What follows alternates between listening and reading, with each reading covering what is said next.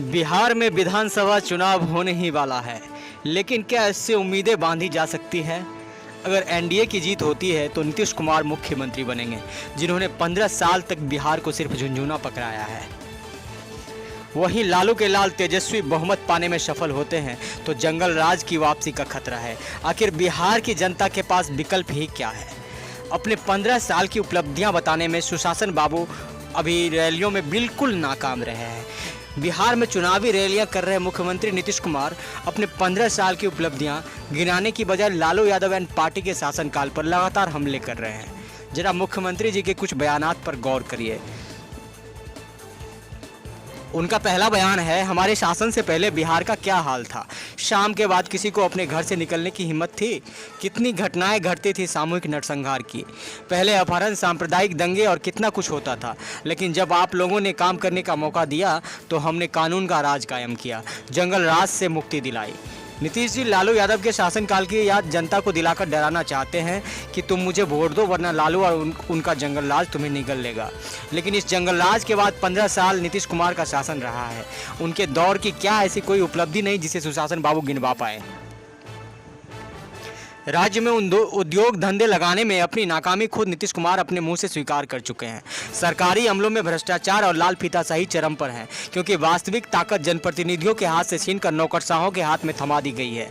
बिहार के युवा रोजगार के लिए अब तक दूसरे राज्यों में पलायन के लिए मजबूर है। बिजली, सड़क जैसी सुविधाओं में सुधार तो है, लेकिन इसका असर व्यापारिक गतिविधियों या उद्योग धंधों पर शून्य है। नीतीश कुमार यह बता पाने में नाकाम है कि बिहार के जो लोग दूसरे प्रदेशों में जाकर वहां के आर्थिक विकास की अहम कड़ी बन जाते हैं, उनके हुनर को आखिर बिहार में पहचान क्यों नहीं मिल पाती। इसलिए जनता के वोट बटोरने के लिए लालू की जंगल राज की याद दिलाना नीतीश कुमार की मजबूरी है। वही बात अगर तेजस्वी यादव की करें तो तेजस्वी यादव के हाथ भी अपराधियों के साथ हैं। वैसे तो राजनीति के लिए शर्मसार होना एक बहुत बड़ा दुर्गुण है, लेकिन सार्वजनिक जीवन के लिए जो थोड़ी बहुत शुचिता होनी चाहिए, तेजस्वी यादव और उनकी पार्टी ने उसे भी ताक पर रख दिया है। लेकिन लालू के लाल से नैतिकता की ज़्यादा उम्मीद भी तो नहीं की जा सकती। ये बेहद शर्मनाक है कि जिस पार्टी पर बिहार में अपराध को बढ़ावा देने और जंगल राज लाने का आरोप लगातार लगाया जाता है, वह पार्टी इस संगीन आरोप से पीछा छुड़ाने के लिए कोई कोशिश नहीं करती, बल्कि सीना ठोककर अपराधियों को टिकट बांट रही है। हत्या के अपराध में जेल में बंद अनंत सिंह को मोकामा से टिकट दिया गया। नन्ही मासूम से बलात्कार के दोषी राजबल्लभ यादव की पत्नी को नवादा से टिकट दिया गया। बलात्कार के बाद फरार अरुण यादव की पत्नी को संदेश विधानसभा से टिकट दिया गया। वहीं हत्या और अपहरण का रैकेट चलाने वाले रामा सिंह को पार्टी में शामिल किया गया है। जेल में बंद माफिया सरगना आनंद मोहन की पत्नी को भी टिकट दिया गया है। कुख्यात गैंगस्टर शहाबुद्दीन की पत्नी हिना साहब को सिवान से टिकट दिया गया है, लालू की पार्टी आरजेडी के द्वारा। अगर राष्ट्रीय जनता दल और उसके सहयोगी दलों से जुड़े सभी अपराधियों का नाम लिखा जाए तो लिस्ट बेहद लंबी हो जाएगी।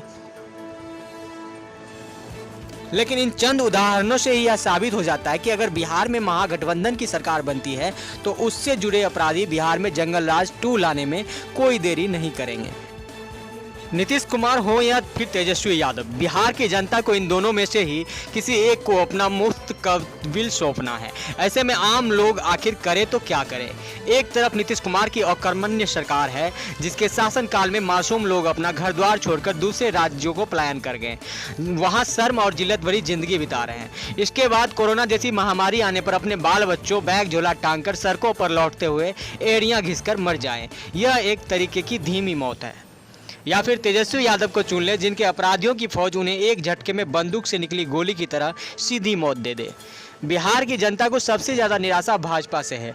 जिस प्रधानमंत्री नरेंद्र मोदी को पूरा देश अपना अभिभावक समझता है, उन्हें बिहार ने भी जबरदस्त समर्थन दिया था। नरेंद्र मोदी को प्रधानमंत्री पद पर आसीन कराने के लिए बिहार की जनता ने उन्हें अपने राज्य की 40 में से 39 सीटें सौंप दी। यह विशाल जनादेश किसी नीतीश कुमार के लिए नहीं बल्कि स्वयं पीएम मोदी के लिए था। लेकिन उसे बिहार की जनता को चाणक्य माने जाने वाले अमित शाह ने नीतीश कुमार के भरोसे छोड़ दिया। भारतीय जनता पार्टी के पास देश के दूसरे राज्य में किए गए विकास का स्थापित मॉडल है, जिसे सामने रखकर यदि अमित शाह और जेपी नड्डा बिहार में नीतीश कुमार का दामन छोड़ देते और अपने बलबूते चुनाव में उतरते तो शायद बिहार की जनता के पास मतदान का बेहतर विकल्प होता। लेकिन गठबंधन धर्म के नाम पर अमित शाह ने नीतीश कुमार के चेहरे पर ही चुनाव लड़ने का निश्चय किया। यह बिहार की जनता का दिल तोड़ने वाला फैसला था।